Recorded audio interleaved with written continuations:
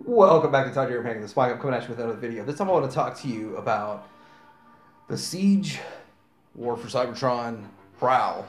And for those of you who've been watching me for a while, you know that I'm not a huge fan of the Siege line. Not that I think they're bad figures, but I think that they're ridiculously overpriced. But I actually bought a few, but I never opened them, and I've been in the process of selling off my Chug collection, my loose Chug collection, and I'm keeping my sealed Chug collection. So don't get confused. I still love Chug. I just don't want to open them. I usually end up buying a second one on clearance, or at a secondhand shop for my kids, and then that's when I get to mess with them and show them to you. So I did buy this thing new, and stick to the end, and I'll let you know how I feel about the Siege line after messing with this guy. But I pulled him out of the box, I fiddled around with him a little bit, then I'm going to transform him and show you what he looks like. But I'm going to do a little bit size comparison, so let's get into this review real quick and talk about this guy. Let's first look at some scale on this and aesthetic. So we've got the G1, and for those of you who've been keeping up, I have a G1 collection. It's not the best. I was a quantity collector, not a quality collector, and so you see the quality. Not that great. There's the Siege guy, and then there's a Masterpiece. Now, I really think that Prowl in the Masterpiece line was probably the best carbot out of all of them. I liked Wheeljack more because I liked Wheeljack more, but I think the way it works, I think this guy really nails the look. And I know there's like a plus version. I don't really think I need to upgrade because he still looks good. 7 years ago, I think. What was it? 6 years ago? I don't know. Maybe 7. I don't remember. And I might have a couple of things that I still need to work out on them, to tell you the truth. But anyway, that's how he looks in the back. G1 in the back. Yellow G1. But anyway, let's do a few more size comparisons real quick. Okay, so here he is next to the Generations RC. And then this is a Titan Returns figure. Double something or another. Yes, I took him off my son's shelf.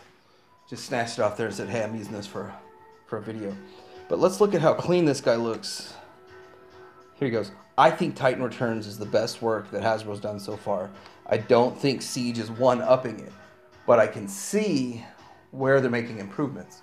So I'm going to show you real quick, and I think right now a good comparison between these figures is really important. So if you look, so RC has a giant, huge backpack. The Generations line was good work that they did back then. Still think this is the best car mode, and it beats any Masterpiece car mode still today. The mainline figures, the Generation figures, Hasbro beats what Fans Toys did, Toy World, we won't talk about that, and then what Azalea's doing with MMC. So yeah. So this guy, the only complaints really are, you got a hollowness in the legs, but you have like a serious, like a whole half hollowness, like half the leg's hollow. Like this is literally like a cookie cutter thing. This is hollowness, but it's not on the inside. I mean, it's just the very back, and it's so it could collapse down. And then you look at the hollowness up here. But you know what? Like, I don't know if you can see that in the camera. I actually don't care about this or this. That doesn't bother me one bit. I don't even care. It doesn't bother me. The thing that bothered a lot of people with the hollowness in the forearms here with this guy, and then if you look at this guy's, the thing that they're praising is that it's not hollow, but it is still a hollow opening.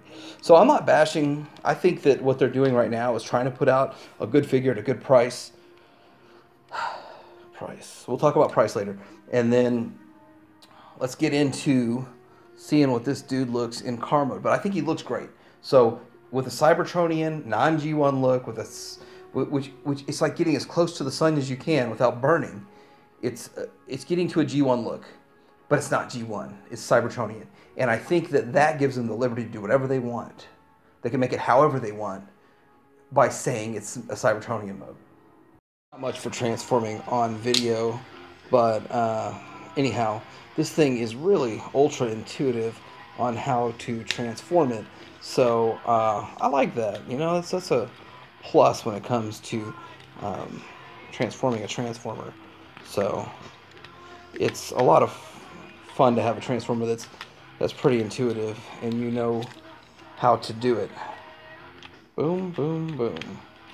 But it does also have some of the components that you had from when you're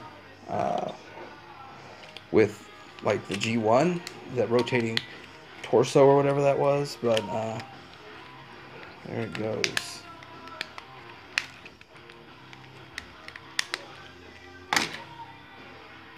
So here he is in his Cybertron car mode, and it's not a bad looking mode. Yeah, you do see the bot. I probably supposed to turn the head around. I don't know. I didn't. It's a chug figure. Why even bother with instructions? It took like 32 seconds to transform it, and it's an easy transformation. It's intuitive. Now that's another thing, is if it's intuitive. I know that some of the Titan Return stuff had some really weird angling stuff you had to do with it, and it's not exactly intuitive. But this guy, I think it looks good for a car. Now I don't know about the clear tires. That's weird. And then the clear top, but of course Cybertronian. So you know, what do you suspect? So what do you expect? Let's do a comparison real quick. Here he is next to my janky broken G1 figure, missing some parts, and I don't even care. Actually, this is on my list of what I'd like Hasbro to redo, because I just really don't want to chase down a minty fresh, you know, G1 one. So, and that's kind of where I kind of differ. Like, I like these reissues they're doing, but they're charging quite a bit for them, like 50 bucks for a Prime, versus the retro, which I think is terrible that they're doing the retro. So, I mean, I guess I'm on both ends of that debate, aren't I? And since I'm not going to open the rest of these, I don't really want to open my Chug stuff. I didn't even want to open the Prowl, simply because I thought he was something that I would want to review, and one of my favorite looking figures in this line, and to give me a better idea of what we're handling here, what we're dealing with. So this is Chromia. Now Chromia was released in, let's look at the year, I think 2012 or something like that. No, 2014. And here's Chromia from 14. And you can see, let's look at the differences here. Well, first off, it's hard to see the exact, they're almost the same size, but they're completely different in every way. Now this one turns into a motorcycle, as opposed to this one turns into what all the other Fembots have been turning into lately. And so when you look at that, size-wise, they're the same.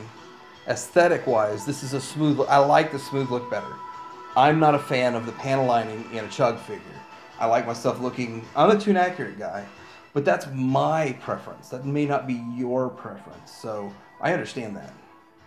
So my complaint with this line has been size, and it really looks like the Moon Racer, Chaser, whatever her name is, and Chromia are about the same size. But I really thought they shared more of a mold, and I can only see like the midsections even molded different, so I don't think that this is sharing much of anything mold-wise. So I don't really know, but I know their alt modes look almost identical, so it's kind of a strange thing there.